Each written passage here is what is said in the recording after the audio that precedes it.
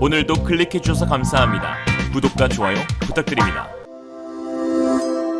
Realism. 미중 패권 경쟁 속에서 한국이 미국의 중국 견제를 위한 최고의 카드이자 파트너로 부상하게 되었다는 분석이 나와 화제입니다. 이에 현재 세계 6위의 한국 군사력이 8년 내에 세계 3위 수준의 급격한 발전을 이룰 것이라는 분석인데요. 중국 군사당국은 국경을 대치하고 있는 한국의 군사력 증진 계획에 큰 위기감을 드러내고 있습니다. 미합 중국 육군대장이자 전 한미연합군 사령관을 역임했던 로버트 에이브람스는 한국과 미국의 작전계획 최신화를 위한 새 전략기획 지침 SPG 승인과 관련해 북한의 위협에 대응하는 것뿐만 아니라 본격적으로 대중국 견제의 역할도 해야 한다고 밝혀 시진핑의 요실금이 도지게 했습니다. 전직이긴 하지만 미국 고위 군인사의 직접적인 언급인지라 파급력이 상당할 것으로 보이는데요. 주한미군 사령관은 이전부터 주한미국 대사직에 비해 요직으로 인정받아 왔는데 사성장군이라는 점뿐만 아니라 극동지방에서 활동하는 미군 전력 전체에 대해서 상당한 발언권을 갖고 있기 때문입니다. 주한미군 사령관이 북한과 함께 중국 또한 한국 안보에 큰 위협이 된다고 평한 것은 상당히 이례적인데요. 에이브럼스는 지난 3년 동안 중국이 한국 방공 식별구역을 침범한 사례가 300% 늘었고 북방 한계선을 따라 불법 조업을 하는 중국 어선들의 증가도 목격되고 있다고 강조했습니다. 그는 러케머라 사령관에게 지휘권을 이양하고 한국에서의 31개월간의 임기 마무리와 함께 39년간의 군복무 생활도 마쳤는데요. 한 언론 인터뷰에서 한국에서의 생활은 제 군 생활 중 가장 큰 영광이자 최고의 보직이었다고 소회를 밝히면서 중국은 한국의 안보에 있어 최대의 위협으로 아시아 태평양 영내 안보의 평화를 위해 미국의 대아시아 동맹은 한국 중심으로 군사 개편이 이루어져야 한다고 하였습니다. 그러면서 특히 한국군이 현재 가지고 있는 취약점으로 전략 타격 능력과 공중 미사일 방어 체계를 꼽기도 하였는데요. 실제로 한국군은 고고도 미사일 방어 체계 사드나 패트리어트 3 등 지상에서 미사일을 요격하는 시스템만 보유하고 있을 뿐 해상 MD 구축은 되어 있지 않은 상태입니다. 거기에 최근 북한이 탄도 미사일 스쿼드 BC 등을 개발하고 중국이 SLBM을 탑재한 원자력 추진 잠수함으로 서해 인근에 출몰하는 등 지상뿐 아니라 해상에서도 미사일을 요격하는 시스템 구축이 절실해졌습니다. 현재 우리 해군은 세종대왕급 이지스함 3척을 보유하고 있는데요. 적의 탄도미사일을 최대 1000km 밖에서 탐지할 수는 있지만 정작 요격할 수 있는 수단은 없어 반쪽짜리 방어 능력을 갖고 있다는 비판을 받아왔습니다. 그러나 이제 한국이 본격적으로 칼을 들었는데요.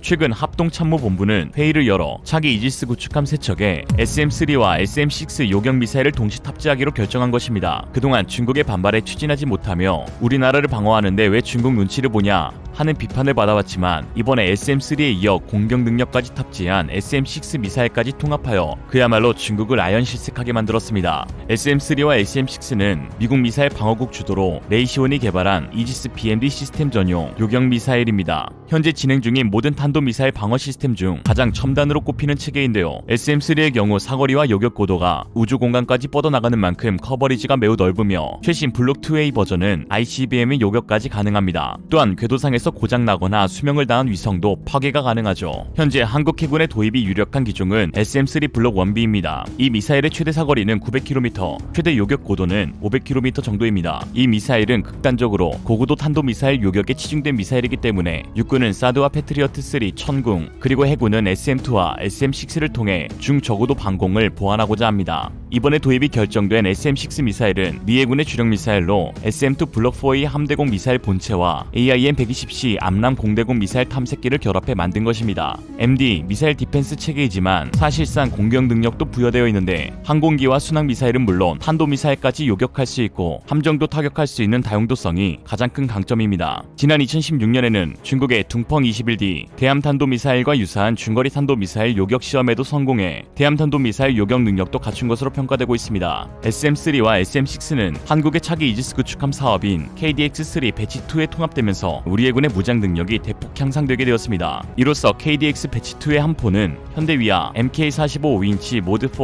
62 구경장, 근접방어 무기체계 CIWS는 레이시온의 밸런스, 대한미사일은 SSM-700K 해성 함대함 유도탄, VLS 수직 발사기는 함수와 함미에 각각 탑재되어 합계 122셀에 MK41 VLS를 탑재하는데 함수 48셀에는 SM-2MR 블록 3B 함대공 유도탄, SM-3 블록 1B 한도탄 요격 유도탄, SM-6 함대공 유도탄이 장착 시작되고 한미에는 해군 대함 유도탄 방어 유도탄, 홍상어 장거리 대자머레, 전술함 대지 유도탄, 해성2 함대지 순항미사일, 한국형 초음속 대함 미사일이 장착되어 중국이 경악할 만한 무장 능력을 갖추게 되었습니다. 한국군의 SM3, SM6 도입 천명은 사실상 중국을 향한 선전포고라고 볼 수 있는데요. 이는 미국 주도의 MD에 참여하는 것을 의미하는데 이로써 중국의 반발을 모두 쌩까기로 결정한 것입니다. 사실 중국의 압력 때문에 한국의 방어 수단을 포기하겠다는 생각은 말도 안 되는 논리이죠. 중국이 반발하는 이유는 한국에 비해 우세한 부분이 바로 핵전력과 같은 비대칭 전력인데 이를 한국군이 사드나 SM3의 도입을 통해 극복하려 하자 위기의식을 느끼는 것입니다. 아니 방어한다는데 왜 난리야. 그럴 거면 그냥 군대 예산을 요구해 모조리 같은 것들아. 뭐 사드 체계는 주한미군이 도입하는 거라 미국에 대항한다는 핑계거리가 있어도 SM3는 한국군의 그리고 한국의 또 한국군의 예산으로 도입하는 무기체계이기에 이건 뭐 그냥 빼도 박도 못하는 내정 간섭이죠. 애초에 한국이 왜 SM3 체계를 도입하려 하는지 그 원인을 생각해보면 중국의 이런 반응은 어이없을 수밖에 없습니다. 중국은 한국 전역과 일본, 나아가 미국까지 사정권으로 두는 둥펑 시리즈를 다수 갖추고 있고 한반도와 동북아 전역을 감시하는 레이더 체계도 갖추고 있으니 전형적인 내로남불에 양심출타한 상황이죠. 실제로 2016년 8월 말 중국 언론들은 한국이 SM3 도입을 추진하자 거세게 비난했었는데요. 환구시보는 해상사드라는 표현을 써가면서 노골적으로 한국은 후회하게 될 것이라며 중국은 주변국의 군사적 위협에 대응할 만한 충분한 시간이 있다고 하였습니다. 시간 있으면 아껴 써 새끼야. 중국 환구시보의 보도는 중국 정부 당국의 의견을 대변하기로 널리 알려져 있으므로 사드에 이어 이번 SM3 도입도 중국이 물고 늘어지며 어깃장을 놓을 가능성이 있는데요. 하지만 이는 모두 지가 북핵에 미온적으로 반응하며 자처한 일이고 이에 따른 한미동맹 강화와 한국의 군사력 증진은 자연스러운 결과입니다. 최근 새로 취임한 러케머라 주한미군 사령관 역시 미 싱크탱크인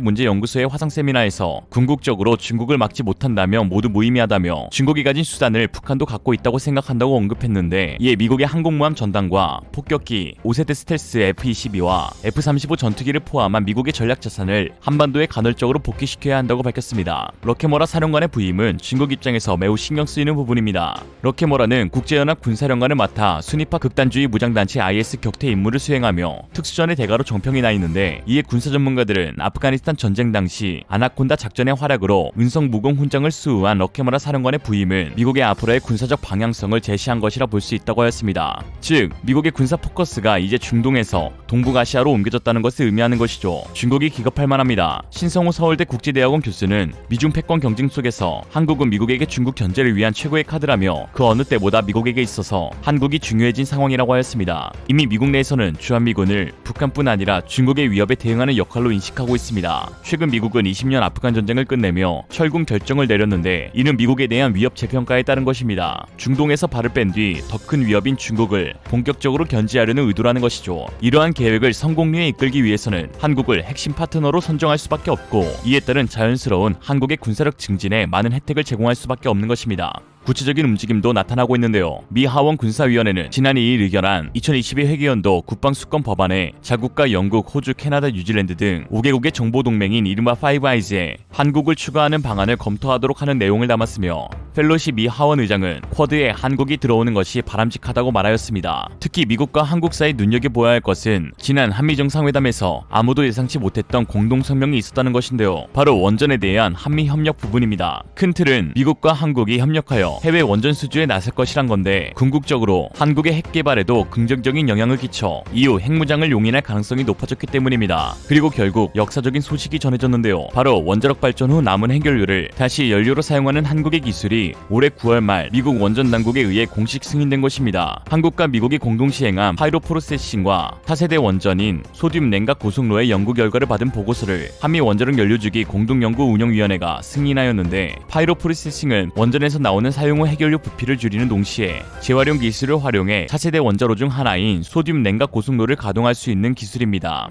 핵연료 재처리 과정에서 전기 분해하면 나오는 세슘과 트론튬 등 방사성 원소들을 별도로 처리하고 남은 플루토늄, 아메리슘, 큐름 등 우라늄보다 질량이 무거운 초우라늄 원소를 SFR에서 재활용하는 것이죠. 이제 한국은 플루토늄 재처리 기술을 미국에 의해 공식 승인받았고 미 학계 및 정계에서도 끊임없이 한국의 핵무장에 관한 이야기가 나오고 있는 추세로 한국의 핵무장이 본격적으로 가시화될 것으로 것으로 보입니다. 서균열 서울대 원자핵공학과 교수는 핵 원료 물질인 플루토늄을 재처리해야 핵 개발이 가능한데 정치적인 문제에 못 껴 멈춰있는 상황으로 만약 원자력 발전소의 연료봉을 재처리할 경우 한국은 최대 10,000발의 핵탄두를 만들 수 있고 현재 보유한 우리 기술만으로도 6개월 이내에 수소폭탄급 핵탄두용 핵실험이 가능하다고 하였습니다. 미 국방부는 최근 연례 보고서에서 중국의 핵무기고가 빠른 속도로 확대돼 2030년에는 1,000개를 넘어설 수 있으며 이는 미국의 최대 안보 위협이라 하였습니다. 전 세계에서 핵 가지고 제일 나대는 두 국가 중국과 북한이 바로 우리나라 국경에 맞닿아 있으니 이쯤 되면 한국이 핵무장하지 않은 게 이상할 정도죠. 북한은 중국의 하수인이고 중국은 세계 악의 축이니 고로 한국의 핵무장은 부득이한 것으로 이게 다 시진핑 때문이다. 그렇게 하는 걸로 하죠. 인종차별에 끝까지 맞서 투쟁했던 넬슨 만델라는 이런 말을 했습니다. 전연고 세계에서 없어져야 할 두 가지가 있는데 바로 인종차별과 중국인이다. 반대함은 중국인. 이상으로 리얼리즘이었습니다. 여러분의 생각은 어떠신가요? 현명하고 지혜로운 여러분의 의견을 지금 댓글에 남겨주세요. 감사합니다.